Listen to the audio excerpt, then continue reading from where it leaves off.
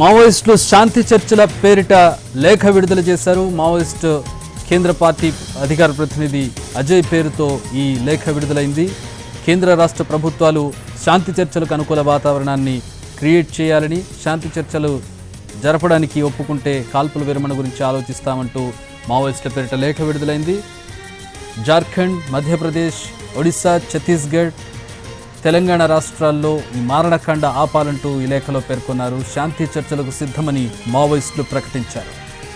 Right, మా crime ఇన్పుటేటర్ Ramesh Vaitla join అవుతున్నారు. రమేష్, గడిచిన కొద్ది నెలల్లోని వందల సంఖ్యలో మావోయిస్టులు ఎన్కౌంటర్లో మృతి చెందారు.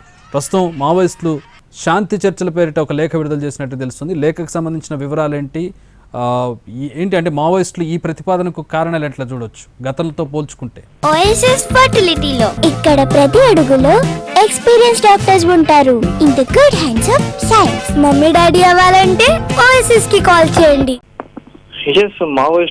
మావోయిస్టు పార్టీ ఇప్పుడు మరొకసారి కాల్పుల విరమణ కావచ్చు, శాంతి చర్చల ప్రస్తావన తీసుకురావడం జరిగింది. అయితే ఇప్పుడు ఏకంగా ఆ శాంతి చర్చలకు సంబంధించి సానుకూలంగా ఉన్నామని చెప్పి ప్రకటించారు. అయితే ప్రస్తుత పరిస్థితుల్లో ప్రజల ప్రయోజనాల కోసమే మేము శాంతి చర్చలకు సిద్ధమే, అందుకు శాంతి చర్చలకు సానుకూలంగా వాతావరణం ఏర్పాటు చేయాలని కేంద్ర రాష్ట్ర ప్రభుత్వాలకు ముందు ప్రతిపాదన చేస్తున్నట్లు మావోయిస్టు కేంద్ర కమిటీ అభయ్ పేరుతోటి 2 పేజీల లేఖ కూడా విడుదల కావడం జరిగింది. అయితే కేంద్ర రాష్ట్ర ప్రభుత్వాల కగా పేరుతోటి ఛత్తీస్గఢ్, మహారాష్ట్ర, ఒడిశా, జార్ఖండ్, మధ్యప్రదేశ్, తెలంగాణ రాష్ట్రాల్లో జరుగుతున్న అత్యాచారాలను వెంటనే ఆపాలని, అయితే దీనికి సంబంధించి అక్కడ ఉన్న సాయుధ బలగాలను వెంటనే వెనక్కి పిలిపించాలని ఒక ప్రతిపాదన చేశారు. అయితే కేంద్ర రాష్ట్ర ప్రభుత్వాలు మేము చెప్పిన ప్రతిపాదనకు ఒప్పుకుంటే వెంటనే కాల్పుల విరమణ కూడా ప్రకటిస్తామని చెప్పడం జరిగింది. అయితే ఒక మేజర్ ఇష్యూ అని చెప్పొచ్చు.